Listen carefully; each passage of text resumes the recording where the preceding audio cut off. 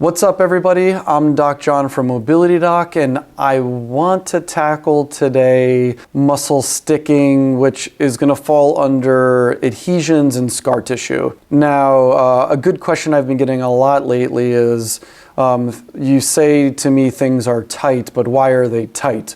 Like, what does tight mean? And that's a really good question. And so we're speaking directly to you right now. Those of you who want to understand better, like, what does it mean that I'm tight? I do all this stretching, but I'm not getting better. I do yoga, how could I be tight? Why does my shoulder hurt even though I had like a wrist injury? Not only am I gonna talk about what tightness is, what adhesions and restrictions are, what scar tissue might be, but to understand that, I'm gonna get a little bit into fascia, and then we're also gonna talk about the different types of then sticking, because if you think of scar tissue and adhesions as part of different types of sticking points in your muscle and connective tissue, and then how that affects movement.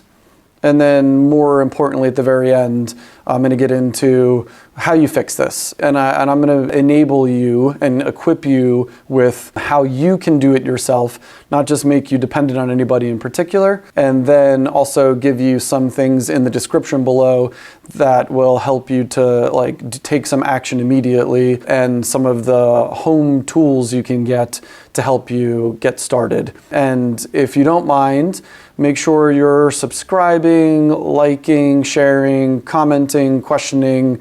We want it all. Let's dive into it. So scar tissue and adhesions. To understand that, we're going to have to talk a little bit about fascia.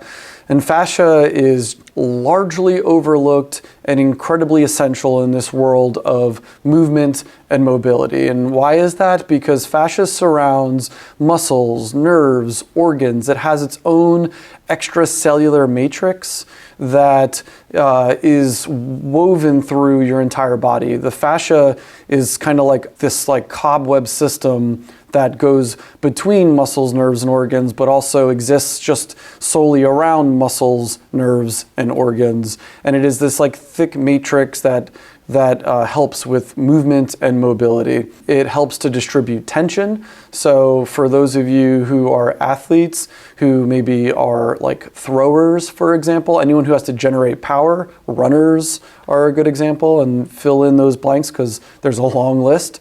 But we work a lot with runners and throwers, and for you to create this energy that you're going to generate and then transmit throughout yourself, through your entire body, and into this implement or the ground or another person. Fascia is responsible for distributing force throughout your body into another thing.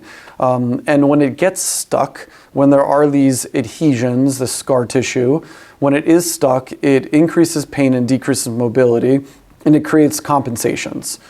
So I've introduced this idea of sticking, right? What the heck is sticking? So let's break that down a little bit, because sticking is this nuanced idea of scar tissue and adhesions. So one of the things is actually adhesions. It falls underneath this umbrella of fascial sticking, of connective tissue sticking, of this feeling of tightness, right?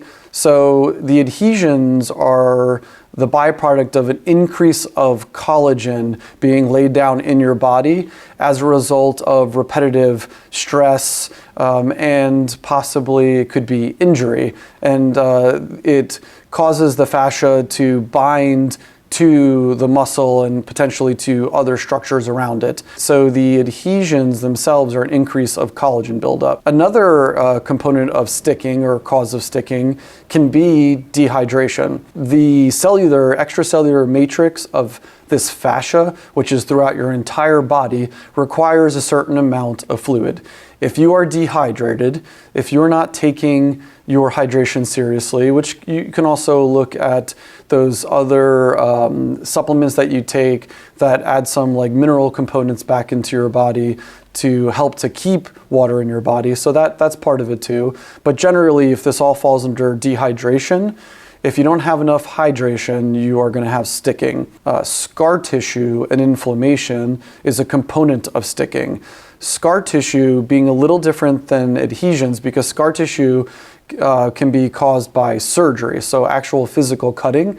And that scar tissue can be external on the skin, which will also affect your mobility, but it's also internal in the actual muscle fibers and in the connective tissue or fascia that surrounds the muscle fibers and then communicates between the muscle fibers and your skin. It also creates this binding of fascia to muscle and to the other structures. The issue is that you get lack of mobility, but also lack of mobility is something that causes sticking, because lack of mobility can just be from posture. It doesn't have to be that you had an injury.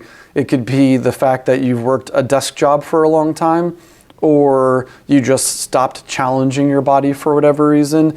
And when you lack mobility, or if you have poor posture, you're actually teaching your fascia to be tight. It resets the natural resting length of the connective tissue. You can stretch your muscles all you want and do yoga, for example, but if you are reinforcing bad posture throughout your entire day, or if you're not challenging yourself then throughout your day, throughout your week, to use your range of motion, then your connective tissue, your fascia, is going to get tight, and it's going to learn to be tight. So in that really ridiculously overused way, if you don't use it, you will lose it. So we had adhesions, dehydration, scar tissue, and lack of mobility from poor posture are all part of sticking. So sticking from the fascia or connective tissue becomes a problem because it begins to affect movement. You start to reinforce increasing more tension throughout your body, decreasing range of motion at that site and also potentially throughout your body. You start increasing pain because you're starting to move incorrectly and you're starting to wear and tear incorrectly throughout your connective tissue, your soft tissue, your muscles, but even at your joint level. And then you're going to increase compensation at different parts of your body. So something that's an outside force that causes this idea of compensation that you may be more familiar with is one of the issues with lumbar fusion or fusion in your spine is that the levels above and below the fusion start to become hypermobile. So you start getting extreme wear and tear above and below the parts that can't move to try to make up for it, because at the end of the day, you're still living your life, you're possibly still doing your sport. In jiu-jitsu, I used to see a lot more people that were trying to do rubber guard.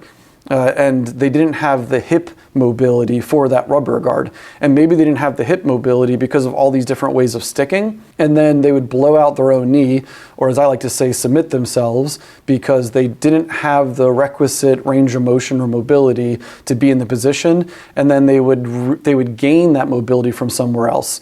The throwers who will blow out their shoulders or blow out their hips. It's not that they were born with these bad shoulders and bad hips. It's that repetition over time, that stress, that mechanical stress over time created adhesions, possibly created some scar tissue from injury along the way, and that messed up the fluid movement from their feet all the way up to their hands, and then those shoulders and those hips started to overcompensate, and you start pulling from wherever you can. So you start getting these compensations, which then create the spiral effect because you are inefficiently moving. You're inefficiently transferring energy from one part of your body to another part of your body.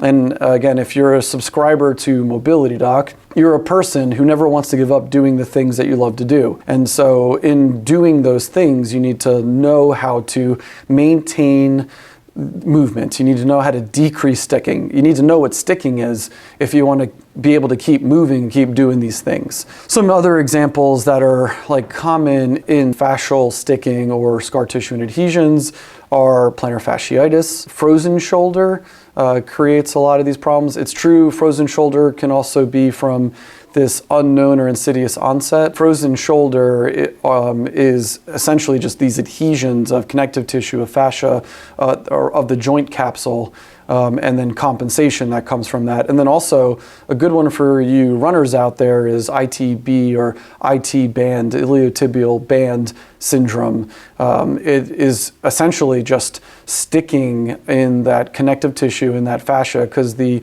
IT band is not a muscle. It is just a band of connective tissue. And for those of you who are trying to figure out, well, how the heck am I getting this IT band syndrome? Why do I keep getting knee pain from this IT band friction syndrome? It's because you have this sticking, you have these adhesions, you have this scar tissue, and you just need to know what to do with it. So you might be asking, what the heck do I do?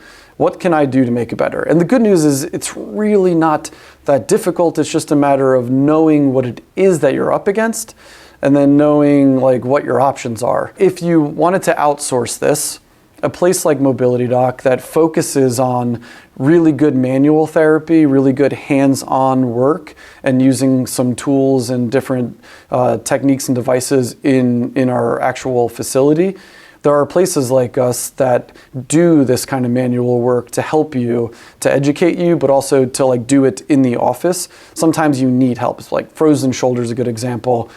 You really need someone in the beginning to like get you through that and then to teach you what you need to do. There are routines you can do.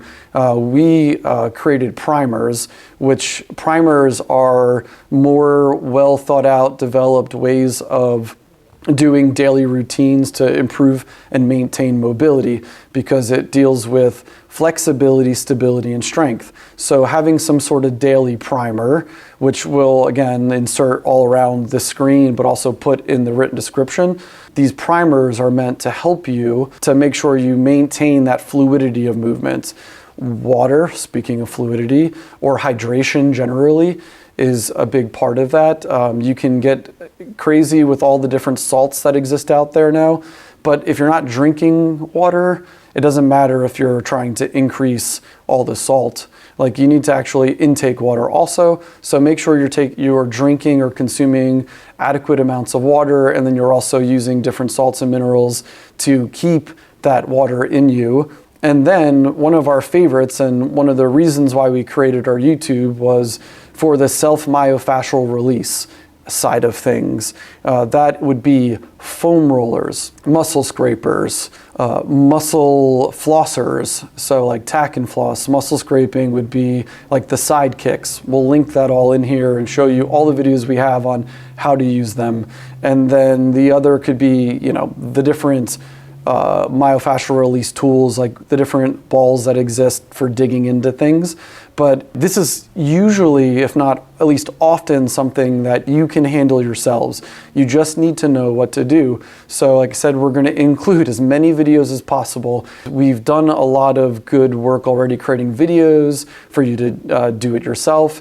If you want a little bit more guidance than that, we also have our MDRx programs where we actually broke it down by joint, sometimes by injury, for you to know how to do your own primers, how do you do your own mobility work.